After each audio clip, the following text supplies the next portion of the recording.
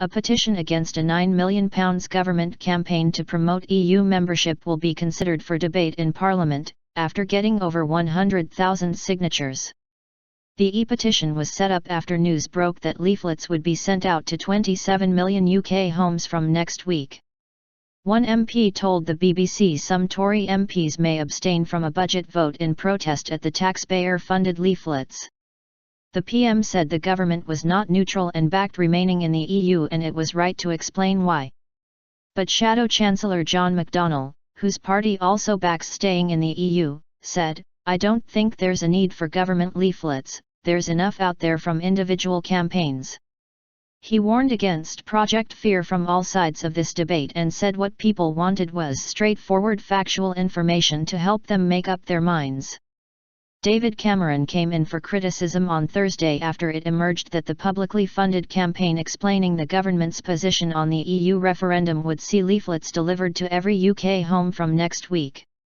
The petition, launched by the Get Britain Out group on the government's e-petitions site, entitled "Stop Cameron Spending British Taxpayers' Money on Pro-EU Referendum Leaflets," had more than 130,000 signatures on Friday morning.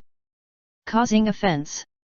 The government's response states that the EU Referendum Act 2015 commits the government to provide information to the public on EU membership ahead of the vote, and that is what we will do.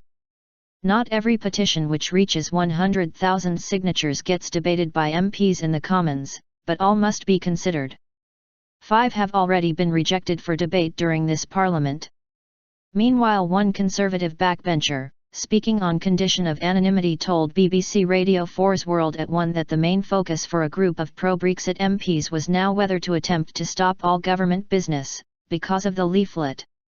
MPs will debate the finance bill, which enacts the budget, on Monday, and some MPs are considering organising a mass abstention. Conservative MP Bernard Jenkins said he was not one of them, but said the way Mr Cameron was conducting the referendum campaign was causing a lot of offence in the Conservative Party. He told the BBC, "It is an extraordinary act of arrogance using taxpayers' money to propagandise the government's view of the referendum."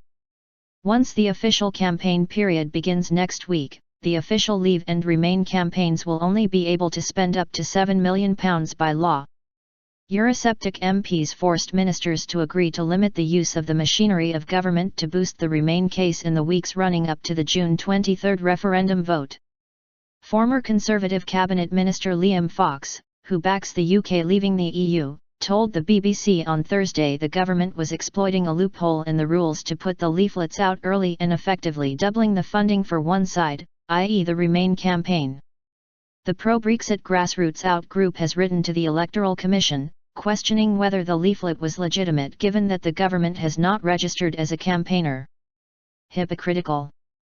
But Will Straw, of the Britain Stronger in Europe campaign, said it was hypocritical to criticise the use of public funding, when both sides would be entitled to taxpayer-funded mail shots, broadcasts and public grants once the Electoral Commission officially rules on the Lead, Remain and Leave campaign groups.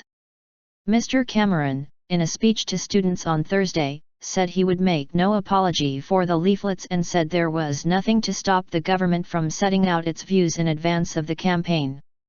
He said he wanted every voter to have all the information at their fingertips when they go to vote. "I think that is money well spent. It is not just legal, it is necessary and right."